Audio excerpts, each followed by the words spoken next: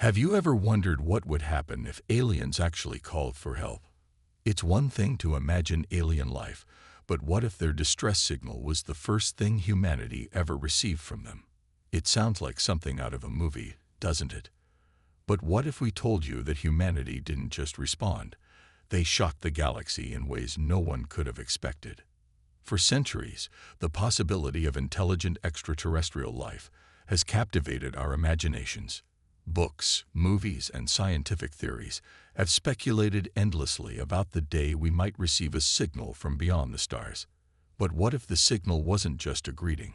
It was a desperate call for help. In the year 2027, humanity discovered something extraordinary. A faint, untraceable signal emanated from a distant part of the universe. A call for aid, a plea from an unknown alien civilization. It wasn't a message of peace, but of survival. And it came at a time when humanity had only just begun to truly understand the vastness of the galaxy. This isn't just another alien contact story. This is about how humanity's response wasn't simply diplomatic or peaceful. It was something much, much more. Before we dive into the incredible journey that followed, here's something to think about. What if humanity's first major interstellar interaction wasn't one of cooperation, but of conflict? And what if that conflict didn't just change the fate of our world, but of countless others? This is where our story begins, and the truth is far stranger than fiction. Every great journey starts with a few brave explorers. Right now, HFY ApexChronicles is just beginning, and your support means everything. If you enjoy unraveling the mysteries of the universe, hit subscribe. It's free, and it helps us grow this community together. Now let's take a step back.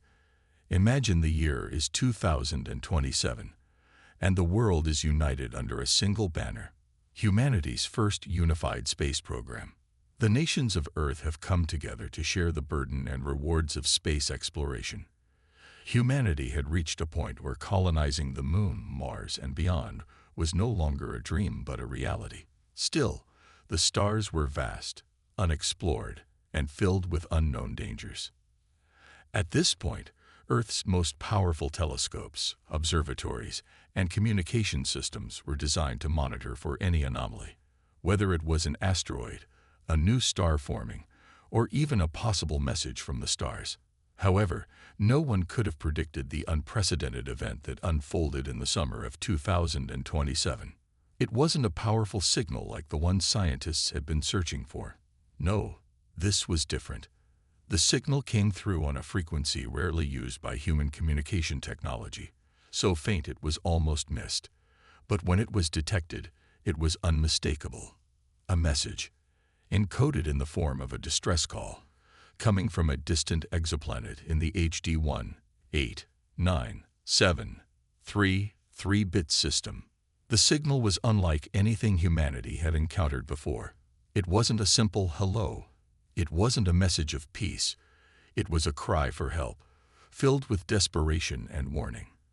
The aliens, whoever they were facing something catastrophic. The message came through with coordinates leading to a dying star system at the far edge of the Milky Way. It was a revelation that would change everything for Earth. Alien life, real alien life, was out there. But why were they asking for help? What could have driven them to send a signal like this? In the coming days, scientists scrambled to decode the message fully. It was fragmented, filled with strange symbols and incomprehensible phrases. But one thing was clear. This wasn't just a warning. It was a plea for survival. The aliens who had sent this signal were fighting for their existence, and their civilization was on the brink of extinction. Now, the question was, what would humanity do in response? To many, this was an opportunity. To others, it was a threat. Could these alien beings be trusted? Were they allies or enemies? But as the discussions grew, one thing became clear. Humanity's response would set the course for the future of interstellar relations. But here's the kicker. Humanity didn't just answer this call with diplomacy or aid. No, what Earth did next would reverberate through the cosmos, and the universe would never look at us the same way again. Humanity stood at the precipice of an unprecedented moment in history.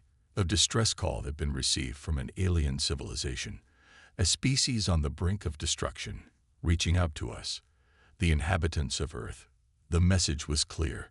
We are dying. We need your help.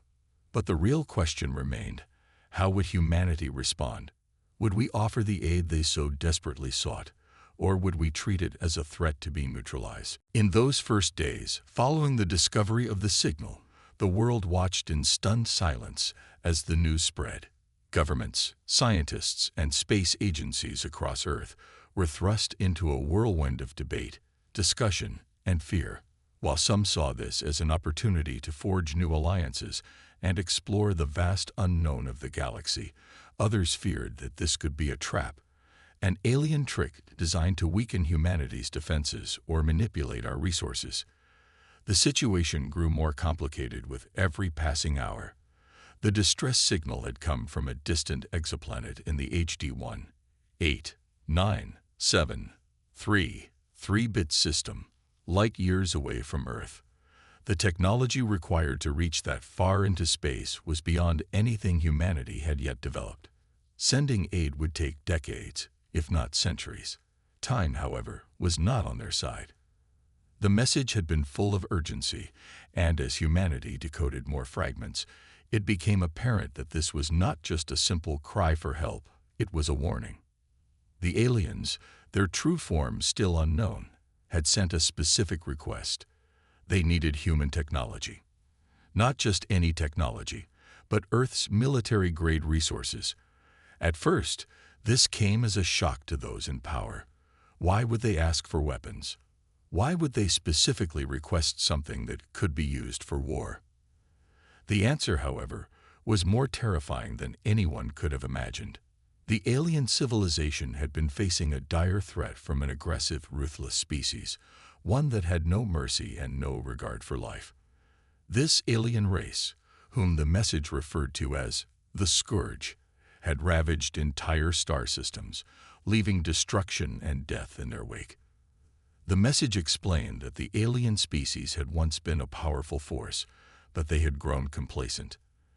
They had underestimated the Scourge, and now they were fighting a losing battle. Their fleets were outmatched, and their world was crumbling. But Earth was different. Our history was filled with wars, but also with victory. Humanity had overcome impossible odds before. Perhaps it was this spirit, this innate resilience, that drew the aliens to us. Their message had come to us with one simple, chilling line: only you can stop them. They weren't asking for mercy. They were asking for a weapon strong enough to eradicate the Scourge once and for all. A flurry of activity followed the message's decoding. Military officials, political leaders, and scientists met in secret sessions to discuss the next move. Some were horrified by the idea of intervening in a conflict that was not our own. They feared the consequences of meddling in a foreign war, the ramifications of arming a species they knew so little about. What if this alien race wasn't the innocent victim they claimed to be? What if they were hiding darker secrets? On the other hand, there were those who believed this could be a defining moment for humanity, a chance to show the galaxy what we were capable of. We had a unique advantage.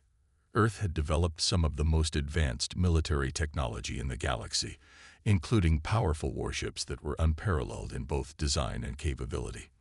With the right resources, we could not only help this alien civilization, but also ensure the survival of the human race itself, should the Scourge ever turn their attention toward us. One of the most vocal proponents of intervention was Dr. Sarah Lindholm, the director of the United Earth Space Agency. Dr. Lindholm had spent her entire career studying the potential threats that could arise from the stars. She understood the stakes, and she saw this as an opportunity to act on her years of research. We cannot afford to ignore this, she argued during a tense meeting with the United Earth Council. The Scourge are relentless. If we don't act now, they could reach us next. We can't let that happen.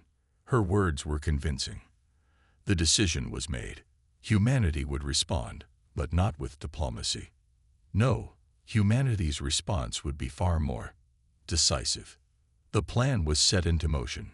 Within months, the United Earth military began preparations for a fleet unlike anything the galaxy had ever seen. The warship, designated Apex, would be the centerpiece of this response.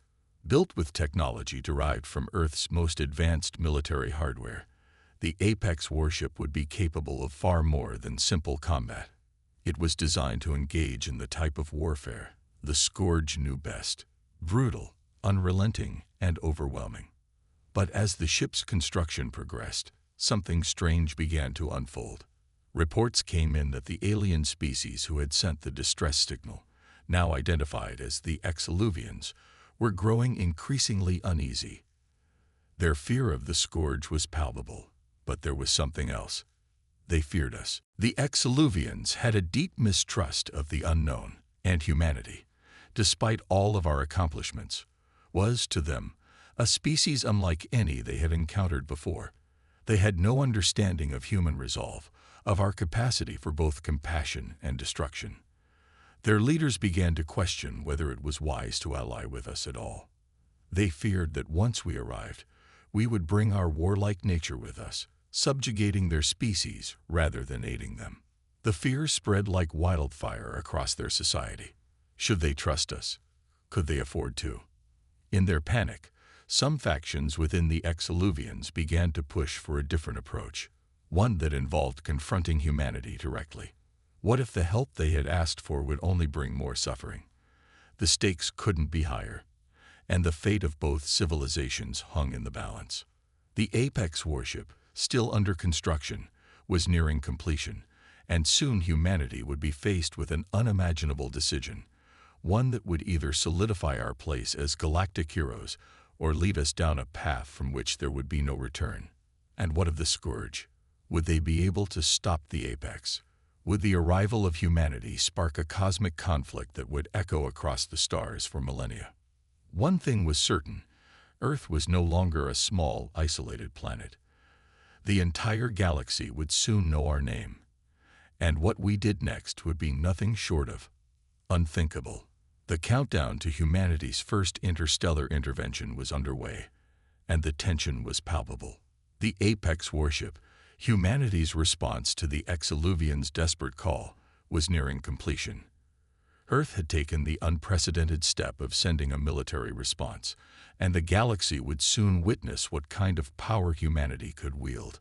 But as the warship's construction continued, the complexities of the situation only deepened, and the stakes grew higher than anyone had anticipated.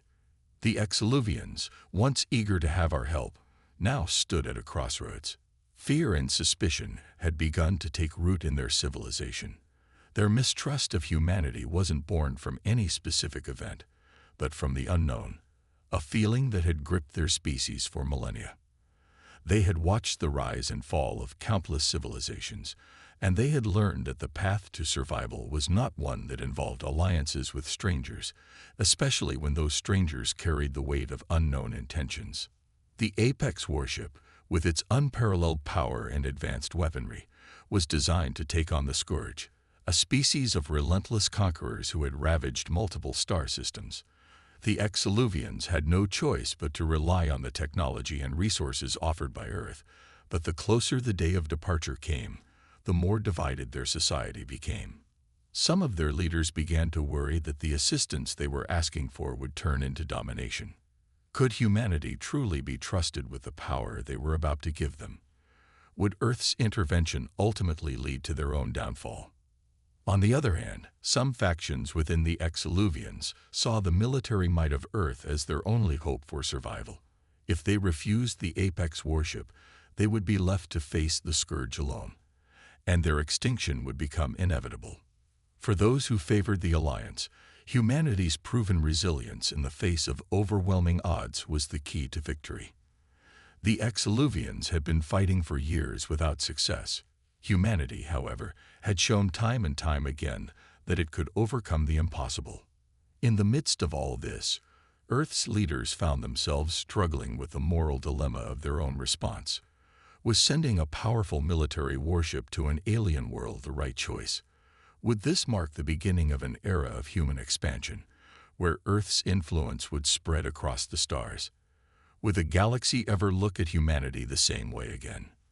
The military leaders of Earth, in particular, were eager to push forward. They saw the Apex warship as not just a tool for fighting the Scourge, but as a statement. It was a message to the galaxy that humanity was no longer a fledgling species, hidden away on a small blue planet. We were ready to take our place among the stars.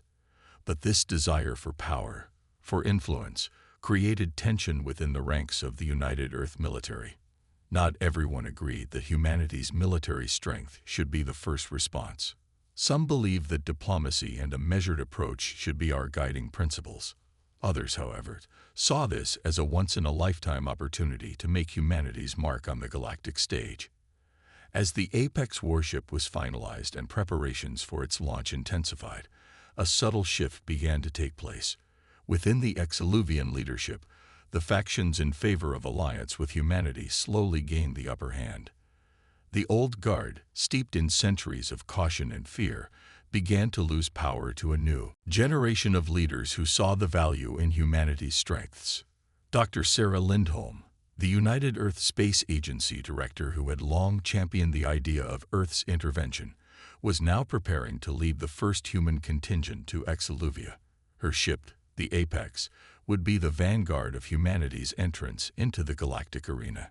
She had become the face of the mission, a beacon of hope for the Exeluvians and a symbol of Earth's unyielding resolve.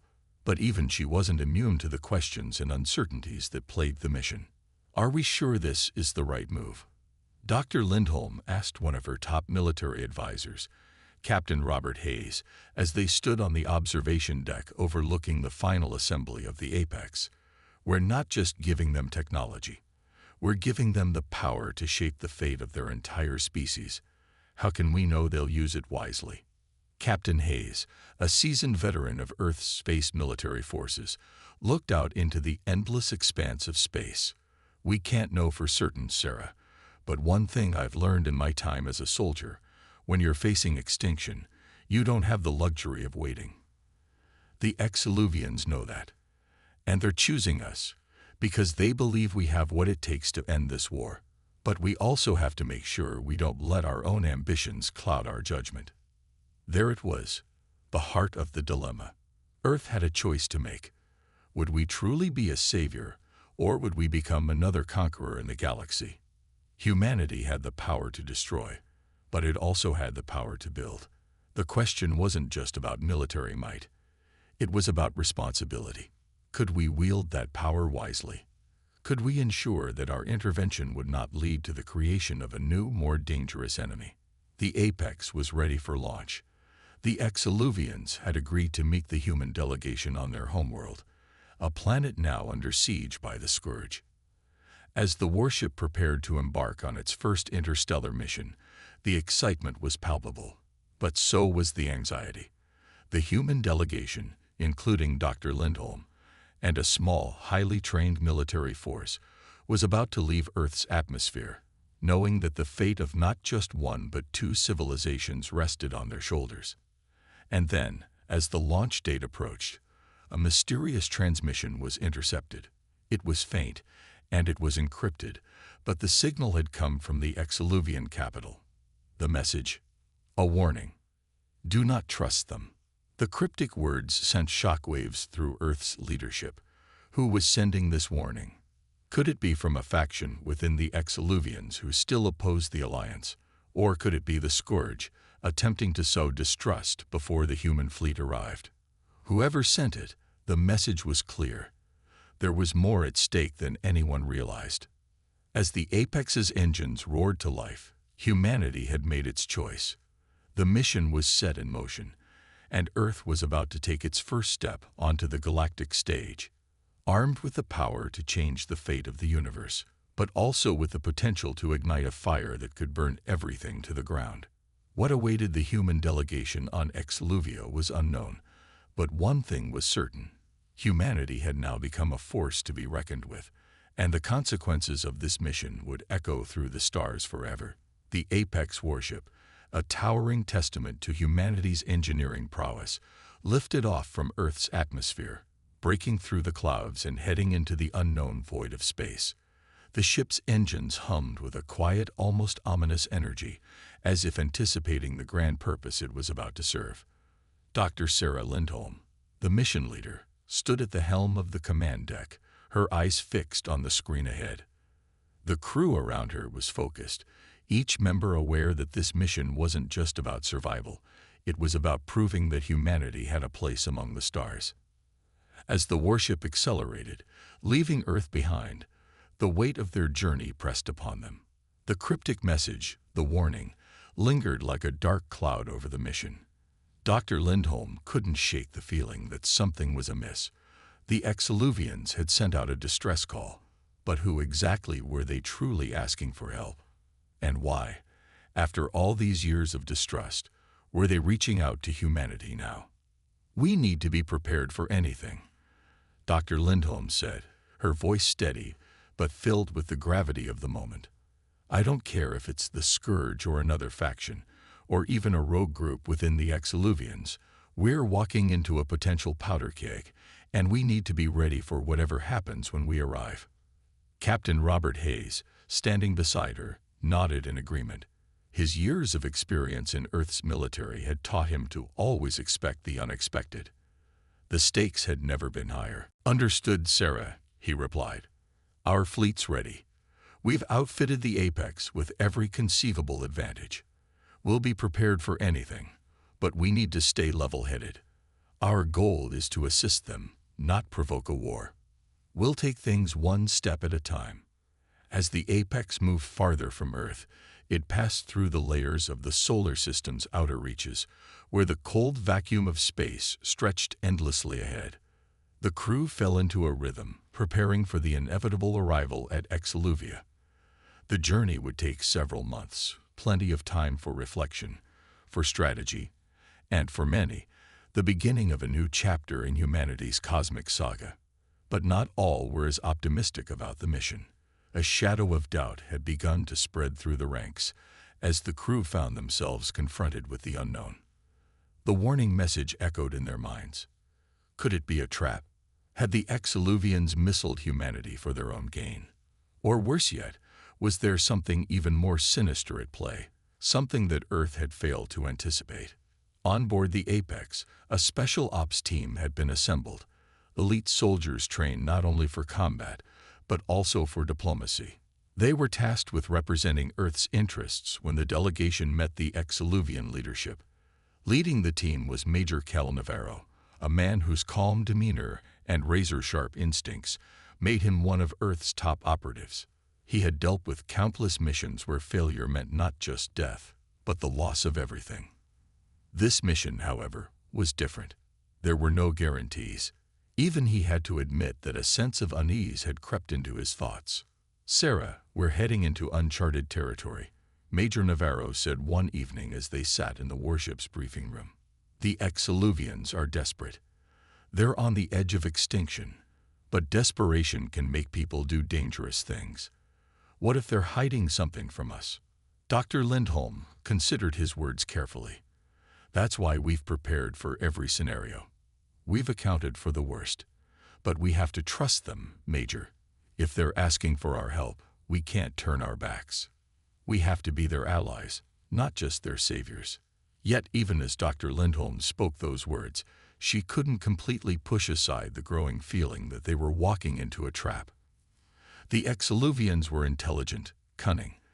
They had fought the Scourge for centuries, yet they had failed. Now they were relying on humanity, on a species with no history in galactic warfare, but with a record of remarkable resilience. Was that really enough to trust us with their survival? Or was this just a calculated gamble on their part to manipulate the situation to their advantage? The warship continued its journey through space, and as the weeks passed, the tension began to build. The crew had little contact with Earth, relying on occasional updates to maintain their course and status. But communication with the Exeluvians remained eerily quiet. The alliance was still in its early stages, but the silence from the other side was unsettling.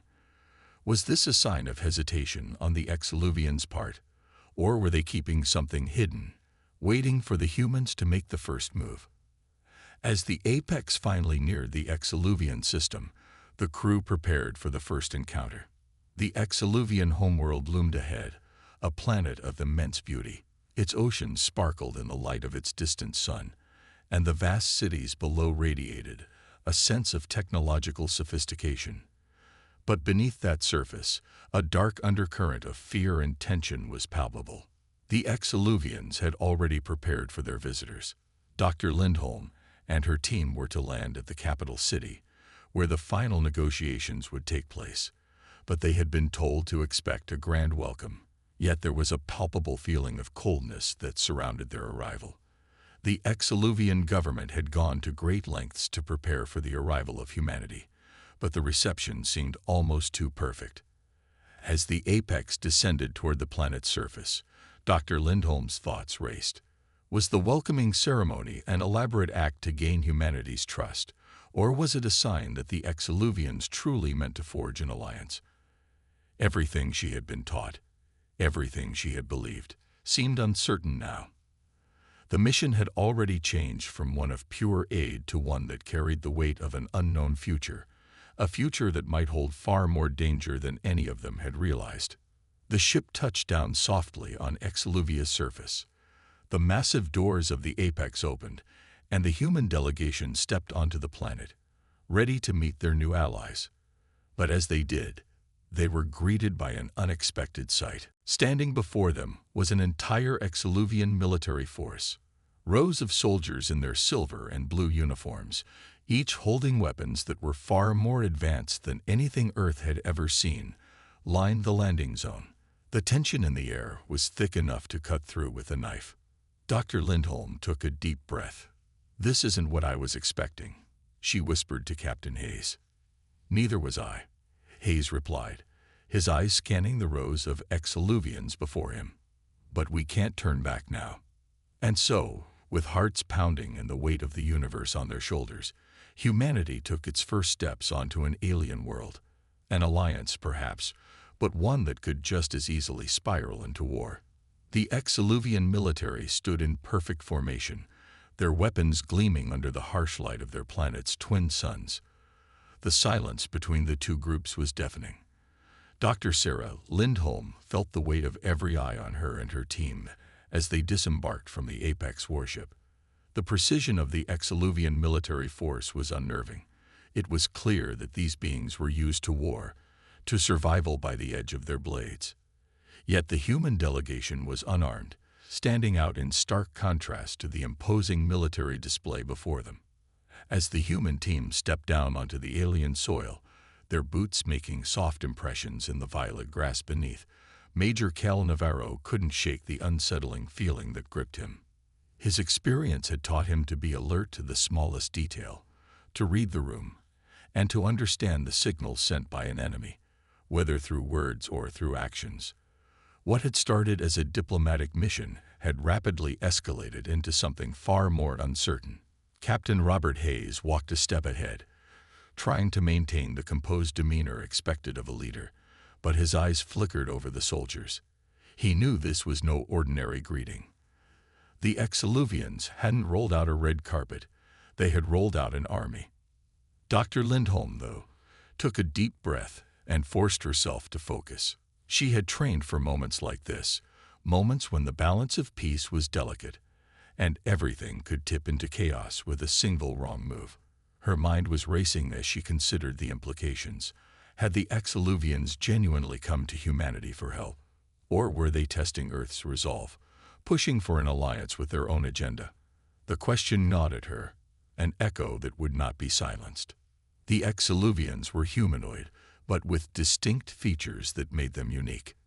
Tall and slender, they had elongated limbs and pale, translucent skin that shimmered faintly in the light. Their faces were sharp, angular, with elongated eyes that glowed faintly in the dimness of their surroundings. They appeared almost ethereal, alien in every sense of the word. Yet the way they moved, rigid, calculated, made it clear that they were a warrior race, shaped by the harsh realities of their existence. As Dr. Lindholm and her team approached the lead Exeluvian officer, she noticed something that sent a chill down her spine. Despite the formalities of the occasion, there was something behind the officer's eyes, something that betrayed the true nature of their situation. It wasn't a welcoming gaze. It was the gaze of someone who had seen countless lives lost, someone who had grown accustomed to desperation. It wasn't the face of an ally. It was the face of a predator waiting for the right moment to strike. "Welcome, Earth delegates," the officer said, his voice surprisingly soft for someone so intimidating. "I am General Varak of the Exoluvian Federation. You are the first humans to set foot on our world, and we have waited long for your arrival." His tone was cordial, almost polite, but there was an edge to it. Dr. Lindholm recognized it immediately. This wasn't just a diplomatic greeting, it was a challenge. "We are honored by your hospitality, General Varak," Dr. Lindholm replied, keeping her voice steady. "We come in peace as allies. We understand the distress message you sent, and we're here to help however we can." The general's eyes narrowed, studying her intently. "Help," he echoed, as though weighing the word carefully. "Yes, we need your help. Our people are at the brink of extinction. The scourge grows ever closer to our homeworld. We can no longer fight alone." A wave of tension rippled through the human delegation. The scourge, an ancient malevolent force that had ravaged many star systems, was a name spoken in hushed tones across the galaxy. Few knew the true extent of their power. They were relentless, devouring entire civilizations without mercy. Yet there was something off in the way the general spoke. "The scourge," Major Navarro repeated quietly, as if to ground himself. "If you're asking for our help against them, then why the military presence? Why the armed reception?" The general smiled, but there was no warmth in it. "Our war with the scourge has already cost us dearly. We fight not only for survival, but to retain our way of life. We have no time for pleasantries. We need action, not words." At that moment, an unsettling realization hit the human delegation. There was no illusion of peaceful negotiation here. The Exoluvians had made up their minds long before they sent the distress call. This wasn't about diplomacy. This was about survival, and they had no intention of allowing humanity to back out once they had crossed the threshold of Exoluvian space. Dr. Lindholm's mind raced. Was it possible that the Exoluvians saw this as a last-ditch effort? That their desperation had turned them into soldiers, ready to drag humanity into a war, whether Earth was prepared or not? General Varak's eyes softened for just a moment. "You do not understand the full gravity of our situation. The scourge have advanced far beyond what we can fight alone. We have lost contact with our allies. You, humans, are our final hope." The words sent a shiver through the crew. The Exoluvian situation was far worse than they had imagined. Dr. Lindholm turned toward Major Navarro, who was now scanning the soldiers surrounding them. He had a look of resolve in his eyes, but also something else, a flicker of doubt. "Sarah," Navarro said quietly, "they're desperate. But what if this isn't just about the scourge? What if we're being drawn into something much darker?" Before she could respond, the sound of distant explosions rumbled through the air. The ground beneath them trembled, and the sky darkened, as if an ominous cloud had descended. Dr. Lindholm's eyes widened as a wave of realization hit her. This was no mere greeting. The Exoluvians had been preparing for an attack, but not from the scourge, not from anyone they had expected. Something far worse was coming. A new threat, one that would test humanity in ways they had never imagined. General Varak's face hardened as he turned to face the horizon, his expression unreadable. "The scourge are not our only enemies," he said in a low, grim voice. "There is another force moving in the shadows, one we did not anticipate, and it is coming for you, Earth." The horror of his words hit like a lightning strike. Humanity had thought they were answering a call for help, but now they were in the middle of a galactic web of intrigue and danger, and the stakes had just become unimaginable. The countdown to war had begun, and the world, both human and Exoluvian, would never be the same again. The ground trembled again, the echoes of explosions now coming closer. It was as though the very planet itself was reacting to the imminent danger. The Exeluvian military, once standing in stiff formation, shifted nervously, their rigid discipline cracking under the mounting tension. Dr. Sarah Lindholm's heart pounded in her chest as she scanned the horizon. The once serene landscape was now filled with an ominous, almost unnatural energy, as if the planet itself had sensed the arrival of something far darker than anything they had anticipated. "We need to move," Major Cal Navarro said, his voice low but urgent, his hand instinctively resting on the sidearm at his belt. Though humanity had come here with the intent of diplomacy, their training kicked in, the instinct to protect, to fight, to survive. But the Exeluvians seemed oddly calm, unfazed by the increasing chaos around them. General Virac, whose stern demeanor had never faltered, gave a single nod and motioned for his forces to move into action. It was as if they had been waiting for this moment for a long time. "The Scourge are not our only enemies," General Virac had said. His words echoed in Sarah's mind, twisting with every passing second. She had heard of the Scourge before, whispers from space-faring traders and desperate refugees. A race so devastating, so voracious, that they left nothing but devastation in their wake. But now, to hear that another enemy was on the horizon, one that was targeting Earth directly, it was almost too much to comprehend. Before she could ask another question, an ear-splitting screech pierced the air.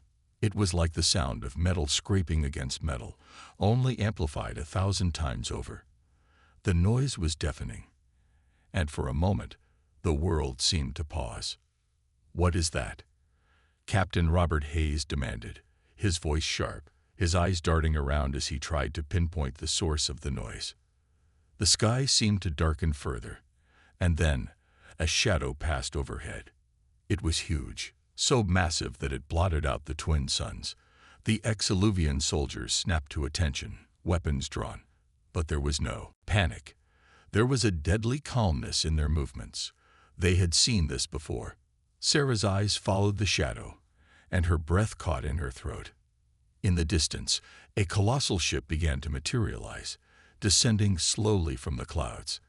Its structure was unlike anything she had ever seen, long and angular, with jagged edges that seemed to scrape against the very fabric of space. The ship was immense, at least 10 times the size of the Apex warship. It was unlike anything the humans had ever encountered, and the sheer scale of it sent a ripple of dread through the team. "This is it," General Virac said, his voice steady, but with a hint of something darker lurking beneath. "This is the force that moves in the shadows. The one I spoke of, the Voidborn." The name sent a cold shiver down Sarah's spine. She had never heard of the Voidborn, but the way the Exeluvians spoke of them, this was not just a simple enemy. This was something far worse. The Voidborn were not just a military force. They were a scourge in their own right, and their methods were as brutal as they were mysterious. "The Voidborn do not come for resources or territory," Virac continued, his voice laced with contempt. "They come to consume, to erase everything in their path.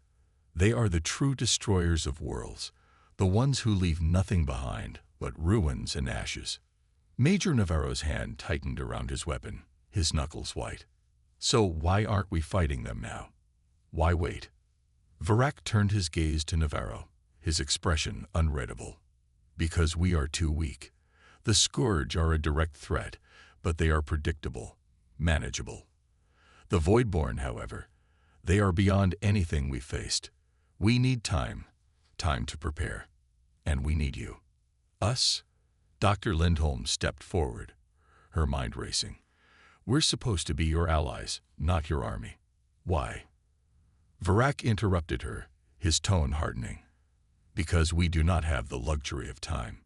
Your warships, your weapons, your technology, everything that Earth has managed to achieve over the centuries, it's the one thing that might stand a chance against the Voidborn. But only if we strike fast, only if we strike now. A chill swept over the group.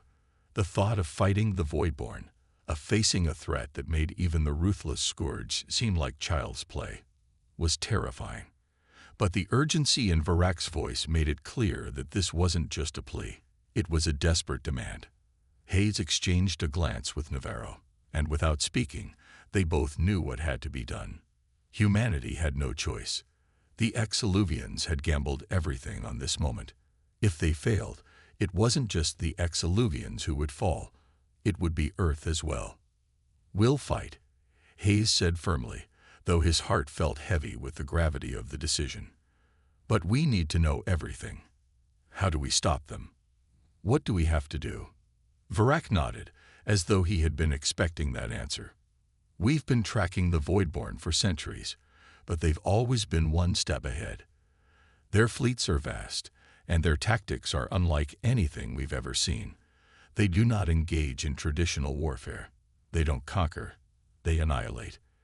And they have already begun their assault on your galaxy. Their forces are gathering. The question is not if they'll strike Earth, it's when." The weight of those words hung in the air, pressing down on everyone like a physical force. The time for preparation was slipping away. Humanity was about to face an enemy they had never encountered, and they had no choice but to fight back with everything they had. Sarah's thoughts swirled in a storm of fear, disbelief, and adrenaline. The stakes had just reached an unimaginable height. Not only were they facing an alien race that threatened to destroy them, but they were now in the middle of a galactic war between forces far beyond their comprehension. And yet, she realized with a sudden clarity, this was what humanity had been preparing for all along. They had always been the underdogs, always the ones to rise against impossible odds. If they were going to survive this, they would have to fight like never before. The Voidborn were coming, and humanity was their last hope. The moment the Voidborn ship descended, the air seemed to warp, an unsettling hum vibrating through everything. The ground itself seemed to shift beneath their feet, as if even the planet's surface was reacting to the alien presence. Sarah Lindholm's pulse quickened, but there was no time for hesitation. The Exiluvians had made their position clear. This was the time to act, and they would not have another chance. "Major Navarro, Captain Hayes, prepare your teams," General Varak ordered with deadly precision. His voice was calm, but there was no mistaking the gravity of his words. "We can't afford to fail." Humanity, once a fledgling species on the edge of the galactic stage, now stood at the precipice of a war that could decide the fate of not only Earth but the entire galaxy. Every single decision, every move, would be the difference between survival and annihilation. Hayes and Navarro were already coordinating with their teams, barking orders, their voices cutting through the tension that gripped everyone. As soldiers began to mobilize, Sarah felt her mind racing. The stakes had been raised so high that she could barely comprehend them. This wasn't just a battle of nations or species. It was a cosmic fight for survival, one where the very existence of humanity hung in the balance. "The Voidborn are here," Navarro said, his voice tight, his eyes hardening with a focus that matched the urgency of the moment. "But they're not just here to fight us. They've come to finish what they started, the destruction of everything. No one's been able to stop them yet, but we're going to be the ones to change that." Sarah tried to steady her breathing as she looked toward the alien warship that loomed over them. It was like nothing she had ever seen before. Its sleek, obsidian surface seemed to ripple with an unnatural, almost organic energy. It wasn't just a ship, it was a weapon, an extension of something far more terrifying. She had learned all she could about their technology, but even the best minds on Earth were struggling to understand how to combat the Voidborn. The ship's descent was slow, deliberate, as if mocking their attempts to prepare. No one knew what to expect. The Exiluvians were confident in their tactics, but Sarah could see the weariness in their eyes. The Voidborn had destroyed civilizations with ease before, and now Earth was next in line. The fear was palpable, hanging thick in the air, but there was also something else: determination. Humanity had faced overwhelming odds before, and time again, They had defied expectations. "This ship is nothing like the Apex," Major Navarro murmured to himself, still staring at the Voidborn vessel. "We'll need to outsmart them, outmaneuver them. We can't win on firepower alone." General Varac's expression softened, almost imperceptibly. "You're right. We've faced stronger forces, but the Voidborn, they don't fight in a conventional manner. They bend the very laws of physics to their will. But that doesn't mean we don't have a chance." Sarah's mind raced, piecing together the fragments of knowledge they had about the Voidborn. Their ships were known for being able to manipulate space-time itself, rendering conventional weapons ineffective. But it wasn't just the ships they had to worry about. The Voidborn themselves were rumored to be capable of mind control, psychological warfare so advanced that entire civilizations had fallen not to weapons, but to madness and despair. The mere presence of the Voidborn could make entire populations lose their will to fight. As the Voidborn ship touched down on the planet's surface, the ground beneath them seemed to quake, the shockwaves reverberating through the atmosphere. From the ship, a dark, shadowy figure emerged, tall and imposing, humanoid in shape, but with an otherworldly presence that was immediately intimidating. Its face was hidden behind a dark visor, but the malevolent aura that surrounded it was enough to freeze anyone in their tracks. "That's not just any general," Dr. Lindholm whispered to herself. "That's their leader." The figure raised a hand, and an eerie silence fell. It was as though the entire world had stopped breathing. Then a voice, unnervingly calm, and yet filled with an ancient predatory undertone, echoed in their minds. "We are the Voidborn. You are too late. All that you cherish will be erased." The words were not spoken. They were felt, vibrating through the core of their beings, clawing at their very thoughts. Sarah's breath caught in her throat as the telepathic message cut through the barriers of language and comprehension. This was something beyond their understanding. But she knew one thing. This wasn't just a message of war. It was a declaration of the end.